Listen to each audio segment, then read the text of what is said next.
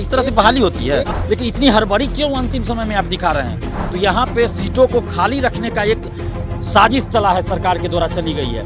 नमस्कार, मैं विकास और आप देख रहे हैं चौकस भारत न्यूज। देखिए 17 और 18 अक्टूबर को बीपीएससी द्वारा टीचर का रिजल्ट जारी कर दिया जाता है कि इस रिजल्ट के बाद कई के घर में खुशी की मिठाई बटे तो कई के घर में निराशा देखने को मिला। लेकिन रिजल्ट तो जारी कर दिया गया है, क्या इस रिजल्ट में धांधली है? क्या ये रिजल्ट पूरी तरह से निष्पक्ष है?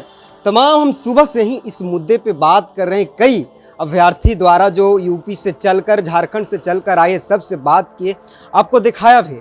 लेकिन जिस तरह से रिजल्ट के बाद बिहार के कोने कोने से स्टूडेंट लोग बीपीएससी के दरवाजे पे अपना धरना प्रदर्शन दे रहे हैं, अपनी आवाज़ उठा रहे हैं कि रिजल्ट में खोट है, धांधली किया गया है। चलिए इस मुद्दे पे स्टूडेंट लीडर दिलीप कुमार से बात करते हैं। वो पूरी निष्पक्ष रूप से, स्पष्ट रूप से एक एक करके बताया है कि कहाँ कहाँ पेच फंसा है और किस मुद्दे पे फंसा है। सुनिए क्या कुछ बोल रहे हैं। देखिए, बीपीएससी के द्वारा जो रिजल्ट जारी किया गया है, सबसे पहले तो बीपीएससी को और बीपीएससी के चेयरमैन अतुल प्रसाद सर को हम धन्यवाद देते हैं कि इतने अच्छे से एग्ज़ाम कंडक्ट करवाया उन्होंने और रिजल्ट प्रकाशित हुआ है। तो उसमें कुछ आपत्तियां हैं अभ्यर्थियों की तरफ से, जो मुझे भी बताया गया अभ्यर्थियों के द्वारा। उसमें सबसे पहली बात यह है कि जब विज्ञापन आया था और उस समय विज्ञापन में भी लिखा हुआ है और अतुल प्रसाद सर भी ये बोले थे प्रेस कॉन्फ्रेंस में कि रिजल्ट जो है एक स्टूडेंट का एक ही जगह दिया जाएगा। लेकिन यहाँ पे अब बात हो रही है कि सबका रिजल्ट दे दिया जा रहा है। 11-12 का भी दे दिया गया है, प्राइमरी का दे दिया गया, 9-10 का आना बाकी है। और इसमें ऐसा हो रहा है कि एक स्टूडेंट का, एक अभ्यर्थी का 2-2 जगह या 3-3 जगह भी रिजल्ट हो सकता है, और हुआ भी है ऐसा। तो ऐसी परिस्थिति में क्या होगा, वो अभ्यर्थी तो कहीं एक ही जगह ज्वाइन करेगा, सभी जगह तो एक साथ ज्वाइन नहीं कर सकता एक अभ्यर्थी, तो उतना सीट खाली रह जाएगा। यानी कि सेम कंडीशन हो गया एनटीपीसी की तरह। तो ऐसा नहीं होना चाहिए। और पहले की भी जो वैकेंसी आती थी शिक्षक बहाली बिहार में नियोजन इकाई से, तो उसमें भी यही होता था, एक बार सारा वैकेंसी निकाल दिए और उल्टा काम करते थे वो लोग। पहले प्राइमरी का करवा दिए, फिर आपको माध्यमिक का, उच्च माध्यमिक का। उसमें क्या हुआ, जो प्राइमरी में सिलेक्ट हो गए, अगर वो बाद में 11-12 में उनका हो गया तो प्राइमरी को छोड़ देंगे, तो सीट खाली हो जाता था। और बाद में पता चला कि निकाले वैकेंसी 94,000 सीट पर, और सीट कितना भरा तो 50,000, 40,000, आधा से ज़्यादा सीट खाली रह जाता था। तो इस बार भी जो प्रक्रिया अपनाई जा रही है उसके अनुसार फिर सीट खाली रह जाएगा। और सरकार ने तो दिखा दिया कि 1,22,000 हम नियुक्ति दे रहे हैं, शिक्षक बहाली निकाले 1,22,000 को हम शिक्षक बना रहे हैं। लेकिन हकीकत ये नहीं है।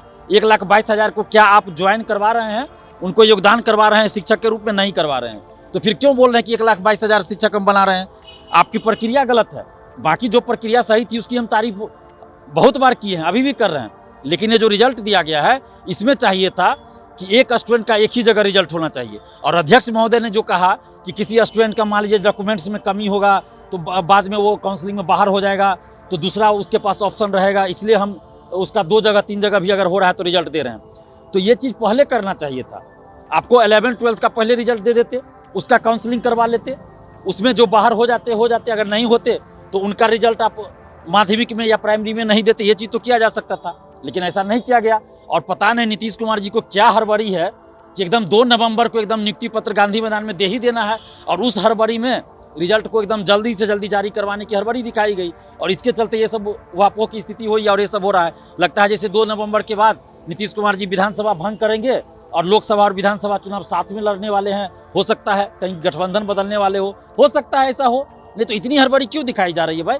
आप इतना 1,70,000 सीटों पे बहाली निकाले, हम धन्यवाद देते हैं सरकार को, लेकिन इतनी हड़बड़ी क्यों अंतिम समय में आप दिखा रहे हैं? थोड़ा समय लेते, आराम से रिजल्ट निकालते, काउंसलिंग एक का करवा लेते, फिर दूसरे का निकालते रिजल्ट, फिर उसका काउंसलिंग करवाते, तो ऐसी परिस्थिति में क्या होता, सीट खाली नहीं रहता। और दूसरी बात कि इसमें जैसे अपियरिंग में फॉर्म भराया गया था, तो बहुत सारे अभ्यर्थी, जैसे यहाँ पे बीएससी भी डीएलएड का रिजल्ट दे दिया, उसका मार्कशीट नहीं जारी हुआ है, शायद ऑनलाइन जारी हो गया, कॉलेज सब में नहीं आया है। तो उसके लिए आप क्या कीजिएगा? जो जिला शिक्षा पदाधिकारी है वो लोग बोल रहे हैं अपने अपने जिला में कि हम कुछ नहीं जानते हैं, आपके पास वाटर मार्क जो रहेगा डॉक्यूमेंट्स, वही डॉक्यूमेंट्स हम वैलिड करेंगे। तो वो तो अपलोड अभी हुआ नहीं है, तो कहाँ से आएगा वैसे डीएलएड वालों के लिए? और उसके बाद आपने रिजल्ट दे दिया, इसमें बहुत सारे अभ्यर्थी ऐसे हैं जो 1 नंबर 2 नंबर से सीटेट पास फेल कर गए हैं, 1-2 नंबर से सीटेट फेल कर गए हैं, यहाँ वो पास कर गए हैं।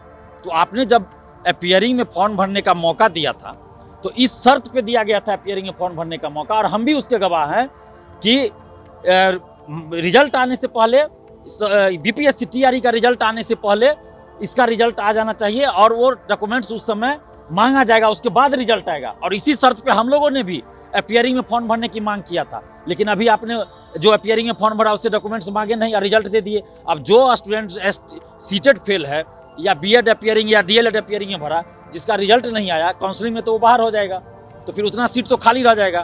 तो यहाँ पे सीटों को खाली रखने का एक साजिश चला है, सरकार के द्वारा चली गई है और बीपीएससी के कंधे पे बंदूक रख के चलाई गई है।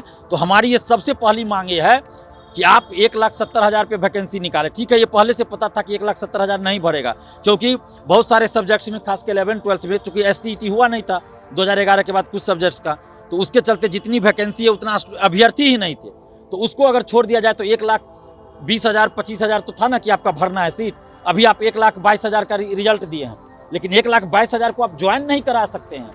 तो ये क्यों नहीं हो रहा है? देखिए, जब नियमावली आया था और जब ये वैकेंसी आई थी, उस समय नियोजित शिक्षक के बारे में कोई फैसला नहीं लिया गया था। ये कहा गया था जो इससे पास करेंगे वो इस बहाली में शामिल होंगे और उनको सारी सुविधा मिलेगी इसके अनुसार। लेकिन अब जब सरकार उनको राज्यकर्मी का दर्जा देने की बात कर दी है, घोषणा कर दिया गया है, ऑफिशियल लेटर जारी हो गया, तो सरकार को नियोजित शिक्षक के बारे में स्पष्ट करना चाहिए कि जो नियोजित शिक्षक परीक्षा दिया और इसमें सफल हो गए वो क्या करें।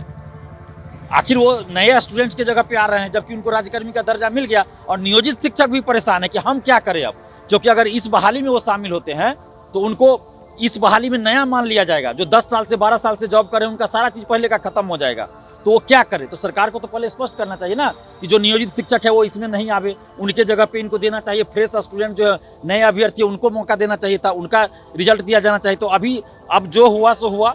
अभी भी हम ये मांग कर रहे हैं सरकार से कि आप 1,22,000 ही कह रहे हैं तो 1,22,000 पे नियुक्ति कीजिए और सेकेंड लिस्ट निकालिए मेरिट का, यानी कि जिसको वेटिंग लिस्ट कह लीजिए, आप निकालिए। जब आप वैकेंसी आने के बाद बार बार संशोधन किए हैं, बहुत सारा चीज़ में परिवर्तन किए जो कि नहीं भी करना चाहिए था, वो किए, तो क्यों नहीं आप सेकेंड लिस्ट निकालिएगा मेरिट का। आप बहाली निकालें 1,70,000 का ना, तो 1,22,000 ही ठीक है अभ्यर्थी है, तो उसना को आप नियुक्ति पत्र दीजिए। सेकेंड लिस्ट यानी कि वेटिंग लिस्ट आप निकालिए।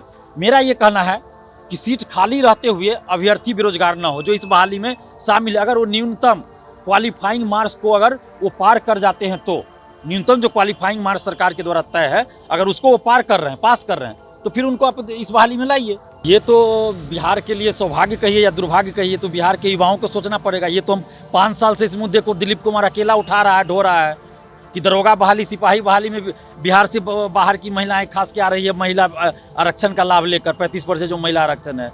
तो बिहार की महिलाओं अभ्यर्थियों को भी सोचना चाहिए कि साथ देना चाहिए दिलीप कुमार का। तो मुझे तो नहीं लगता है कि बिहार की महिला अभ्यर्थी भी मेरा साथ दे रही हैं सोशल साइट्स पे भी, तो उनको साथ देना चाहिए। और बिहार के नेता लोग कहाँ चले जाते हैं, विपक्ष हो या सत्ता पक्ष।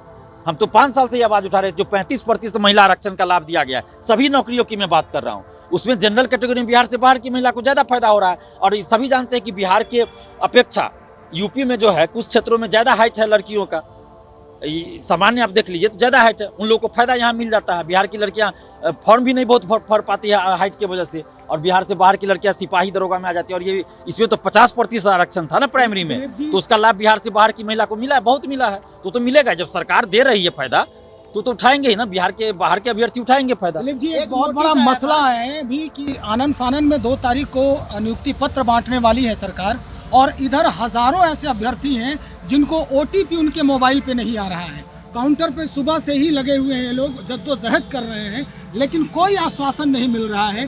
काउंटर के अंदर से कहा जा रहा है कि भाई ये शिक्षा विभाग का मसला है, शिक्षा विभाग समझेगा। देखिए, ये मैंने पहले ही कहा ना कि ऐसा लग रहा है, इतनी हड़बड़ी दिखाई जा रही है, ऐसा लग रहा है जैसे कि ये आपको 2 नवंबर के बाद मुख्यमंत्री जी विधानसभा भंग करेंगे। मैंने पहले ही इसलिए कह दिया, ये तो हड़बड़ाहट पता नहीं क्यों है ऐसी, आज तक ऐसी हड़बड़ाहट। ठीक है, आप रिजल्ट जल्दी दिए, परीक्षा जल्दी लिए, इसके लिए हम स्वागत करते हैं, लेकिन इसका मतलब ये नहीं ना हुआ कि आप किसी को, मान लीजिए कोई आदमी अभी बिहार से बाहर कहीं होगा, वो कैसे अचानक चलाएगा। रात में आप रिजल्ट देते हैं, सुबह से आप उसका ये काउंसलिंग करवाते हैं, कहाँ से चलाएगा भाई, उड़ के चलाएगा, कहीं से नहीं आ सकते हैं। फिर आप कह रहे हैं कि बाद में ही मौका देंगे, जब जिला शिक्षा पदाधिकारी के पास जा रहे हैं तो वहाँ कहा जा रहा है कि कोई मौका बाद में नहीं देंगे। तो यहाँ तो तालमेल की कमी है ना, बीपीएससी कुछ कह रही है, शिक्षा विभाग कुछ कह रहा है, जिला शिक्षा पदाधिकारी के ऑफिस में कुछ कहा जा रहा है। तो ये तो कुछ पता ही नहीं चल रहा कि हो क्या रहा है। इस तरह से बहाली होती है। देखिए ये तो स्पष्ट रूप से कहा गया है ना कि बीएड वाले का रिजल्ट नहीं दिया गया, लेकिन मेरे पास ये फोन आया कि बहुत सारे बीएड वाले का भी रिजल्ट है, और कुछ बीएड वाले डर भी रहे हैं कि अगर हम काउंसलिंग में जाएंगे तो ऐसा ना कि हमको कह दे कि सेटिंग से आ गया है। तो ये डर भी बीएड वाले को अब सता रहा है कि हम काउंसलिंग में जाए कि न जाए। तो ये तो बीपीएससी को स्पष्ट करना चाहिए कि भाई बीएड वाले का जब आप कहे कि रिजल्ट नहीं है तो बीएड वाले का कुछ का रिजल्ट इसमें कैसे है। और बीएड वाले का अगर रिजल्ट आपने दिया तो किस परिस्थिति में दिया। हो सकता है कि उसमें से वैसे लोग तो नहीं है जिनका डीएलएड भी है, दोनों है, तो डीएलएड सर्टिफिकेट अपलोड करने की बात कही गई थी, तो ऐसा भी मामला हो सकता है। ये तो अब आयोग जाने, या जो जिनका रिजल्ट है बीएड वाले का वो बता सकते हैं सही सही। लेकिन हमारे पास भी फोन ऐसा आया है। स्कोर कार्ड को लेकर क्या कहिएगा? अभ्यर्थी लगातार डिमांड कर रहे हैं कि स्कोर कार्ड दिया जाए और उसमें बताया जाए कि मेरा नहीं, वो तो देखिए बीपीएससी के द्वारा मार्कशीट जारी होगा, कट ऑफ जारी होगा, सबका मार्क्स जारी होगा, कट ऑफ जारी होगा, ये तो होगा ही जारी। ये कैसे नहीं होगा? ये तो हर वैकेंसी में बीपीएससी के द्वारा किया जाता है। तो जो चीज़ खुद बीपीएससी कर रहे थे उसके लिए हम लोग क्यों ज़्यादा उतावला हो? वो खुद बीपीएससी करेगी, नहीं करेगी तब हम लोग उसके लिए कुछ मांग करेंगे ना। अभी तो बीपीएससी रिजल्ट भी सबका जारी नहीं किया, 9th-10th का रिजल्ट भी अभी नहीं आया है, 11th-12th का भी कुछ का शायद रिजल्ट नहीं आया है। तो अभी प्रक्रिया चल रही है। जब सारा रिजल्ट आ जाएगा, उन्होंने कहा ही है कि हम सारा चीज़ करेंगे, जब नहीं किया जाएगा तब हम लोग आवाज़ उठाएंगे।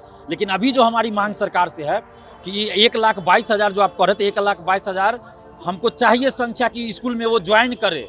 ये नहीं कि दिखा दिए कि 1,22,000 बीपीएससी ने रिजल्ट दे दिया। नहीं, आप 1,22,000 पे नियुक्ति कीजिए और उसके लिए सेकेंड लिस्ट निकालना हो, थर्ड लिस्ट निकालना हो, आप निकालिए, लेकिन 1,22,000 को ज्वाइन कीजिए। नहीं तो फिर जो आप लोग इतना जो ढिंढोरा पीट रहे हैं ना, सारा मतलब सब पे पानी फिर जाएगा। तो हम तो सरकार से विनती कर रहे हैं कि हमको भी मौका दीजिए कि हम आपकी तारीफ करें। आपने सुना होगा, ये दिलीप कुमार थे। इन्होंने ये चेहरा जाना पहचाना था।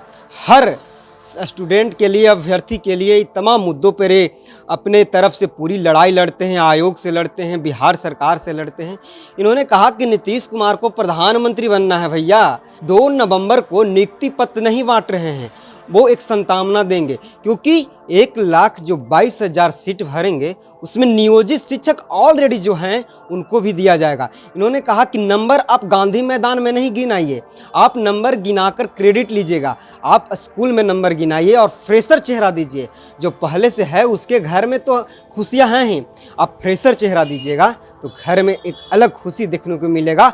और जो युवा है, बेरोजगार है, उसका कुछ आय का स्रोत होगा, उसको नौकरी मिलेगा। इन्होंने कहा कि अपना पॉलिटिकल राजनीति के लिए नीतीश कुमार प्रधानमंत्री के सपना के लिए युवाओं को कुछ चलने का काम कर रहा है। इन्होंने कहा कि हमें पूरी तरह से विश्वास है कि यह आयोग इस पर संज्ञान लेगी और स्टूडेंट के हित में फैसला आएगा।